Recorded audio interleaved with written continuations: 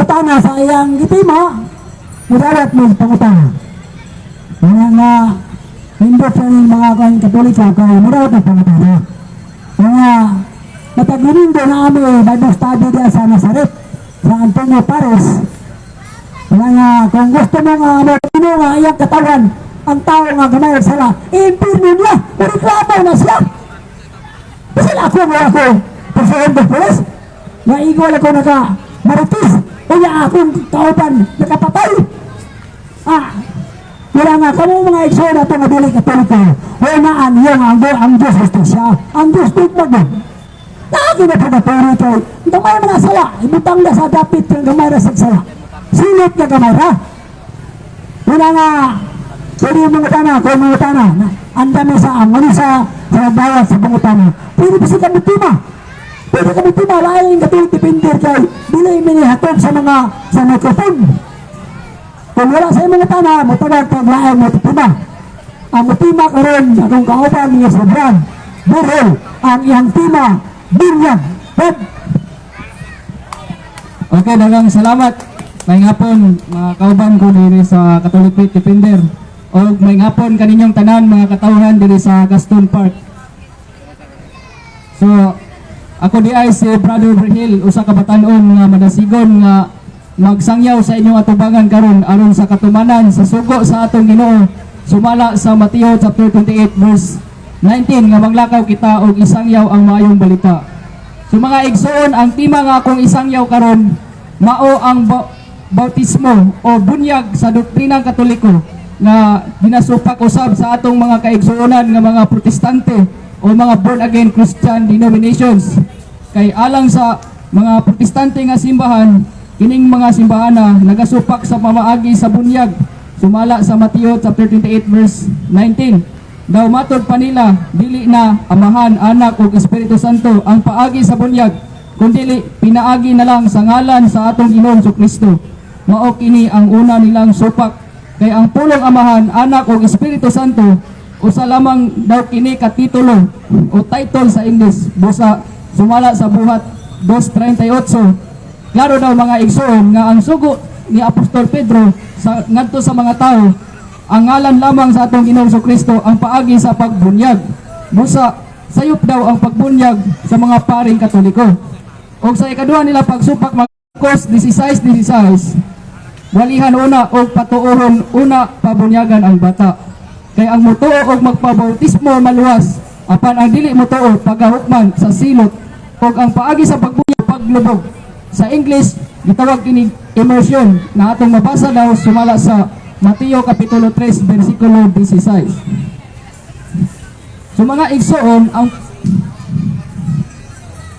ang pulong bautismo sa kinatsila gikan sa Grigo nga baptizo nga nagpasabot pagsawon, pagtusmaw o pagtiglon. Busa supak gayod ang gibuhat sa simbahang Katoliko sa paagi sa pagbunyag. So kini gipamatud-an sa mga Protestante nga simbahan nga sayop daw ang pagpanudlo sa paagi sa pagbunyag sa mga paring Katoliko. O sa ilang pagsupak mag-igsoon, mao kini ang atong tubag. Sa una nilang pagsupak nga ngalan lamang sa atong Ginoong Kristo ang paagi sa pagbunyag ug dili na Amahan, Anak ug Espiritu Santo, mao kini. So mga igsoon, dili tinuod ang ilang pasangin. Kay kun atong sabton ang buhat 2:38 nga nag-ingon, unya miingon si Pedro kanila, ang tagsa-tagsa kaninyo kinahanglan nga maghinulsol og magpabunyag sa ngalan sa atong Ginoong Kristo, aron pasayloon ang inyong mga sala ug makadawat sa gasa sa Dios nga mao ang Espiritu Santo. Ug nganong apil man ang bata kay sa sumpay sa buhat 2:39 nga nag-ingon, kay ang saad sa Dios alang man kaninyo. So buot pasabot kita nga mga dagko na o mga amtong og sa inyong mga anak. So mga anak, buot pasabot mga bata, og sa tanan nga atoa sa layo, ang tanan nga pagatawgon sa atong Ginoong Dios ngadto kaniya. So apil di ay ang mga bata, kay ang mga bata wala pa sala nga nabuhat, apan duna siya sala nga panulundong. Buot pasabot sala nga napanunod gikan sa mga ginikanan. Busa mga igsoon, sa Mateo chapter 28 verse 17 nga nag-ingon, mipakita si Jesus ngadto sa iyang mga tinun-an. Og sa Mateo chapter 28 verse 19, ang kaistorya sa 12 ka apostoles mismo ang atong Ginoong Kristo. Gisugo o gimanduan sa atong Ginoong Kristo ang 12 ka apostoles nga manglakaw sila ug himuong tinun-an ang tanang katawhan sa tibuok kalibutan. Bunyagan sila sa ngalan ng Ama, ng Anak ug sa Espiritu Santo. Ug sa 20 nag-ingon ang atong Ginoo kanila ug tudloi sila pagtuman sa tanan nga akong gisugo. So klaro mga igsoon nga sugo or mando gayud sa atong Ginoong Kristo ang pagbunyag sa ngalan ng Ama, ng Anak ug sa Espiritu Santo. Ug dili pinaagi lang sa iyang ngalan. Kay ang authority sa pagpabunyag gihatag mao ang Amahan, Anak ug ang Espiritu Santo. Igsoon, mao kini ang pinakarason nganong iapil ang bata sa bunyag. Mabasa gayud nato sa ilang bersikulo nga gigamit sumala sa buhat 2:38 ngadto sa 39. Mao ang pagpahibalo ni Apostol Pedro sa mga tawo nga maghinulsol sa ilang mga sala ug magpabunyag. Ug sa 39 nag-ingon, kay ang saad sa Dios alang man kaninyo. So pasabot katong giingon ako kanina, mga hamtong o mga dagko na o sa sumpay o sa inyong mga anak, pasabot mga bata o tanang atua sa layo, ang tanan nga pagkatawgon sa atong Ginoong Dios ngadto kaniya. Kung atong nadungog mga igsoon, nagsulti gayud sa saad sa inyong mga anak. So klaro nga apil gyud ang bata, busa pwede na bunyagan aron makadawat usab sila sa maong gasa. Kay sumala sa Juan chapter 3 verse 5 to 7 nag-ingon, walay makasulod sa gingharian sa Dios gawas kon mataw sa pinaagi sa tubig ug sa espiritu.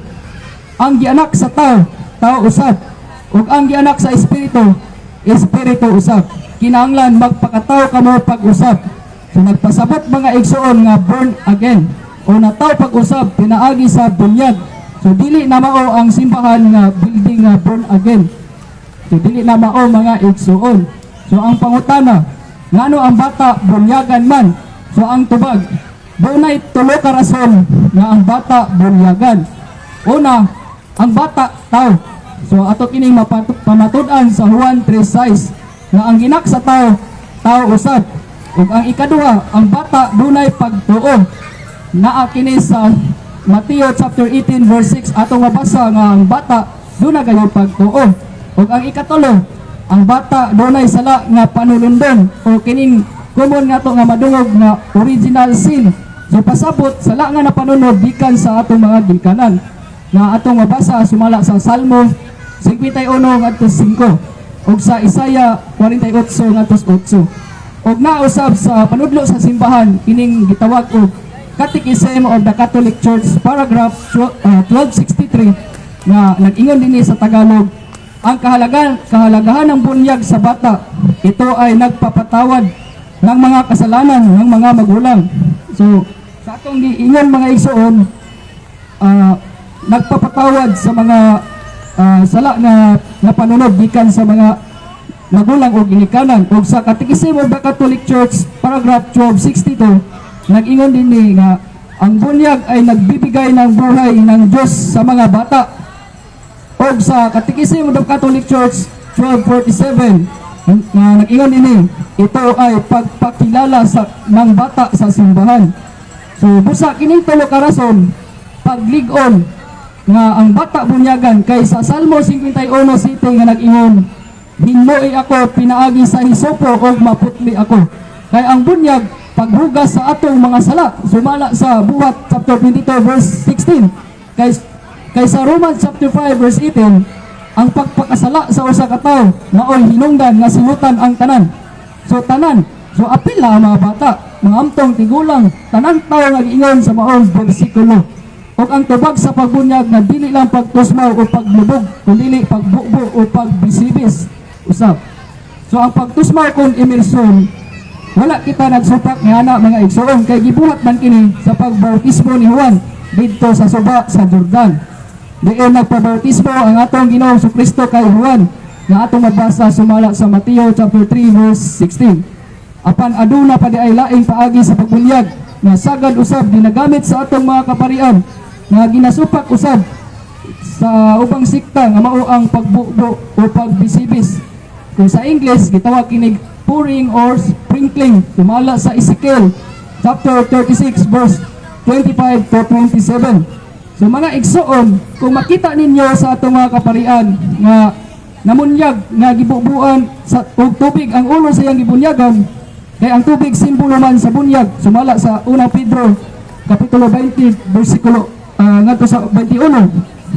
1 Pedro kapitulo 3 20 ngadto sa 21, og pinaagi sa bunyag mahiusa kita kang Kristo. Sumala sa Galacia kapitulo 3 bersikulo 27. Og ang mahiusa kang Kristo bag-o na siyang binuhat. Og Roma kapitulo 8 bersikulo 1, tungod niini karon dili na hukman sa silot ang mahiusa kang Kristo. Sumala sa 2 Corinto chapter 5 verse 17. So bag-o na siyang binuhat, kay ang bunyag mao man ang pagpapasasala. Sumala sa Buhat chapter 22 verse 16.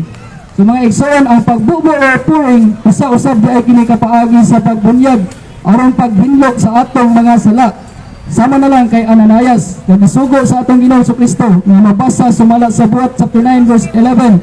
Og aron pagbunyag ang Saul nga nahimong Pablo nga atong mabasa sa Buhat chapter 9 verse 18. Mao ang pagbubo sa tubig o pagbubo sa Espiritu Santo nga mao ang gasa sa Dios. Sumala sa Buhat chapter 2 verse 38.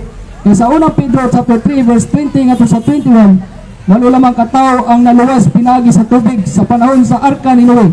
Og sa 21 nag-ingon, naghulagway kini sa bunyag nga karon nagluwas kaninyo.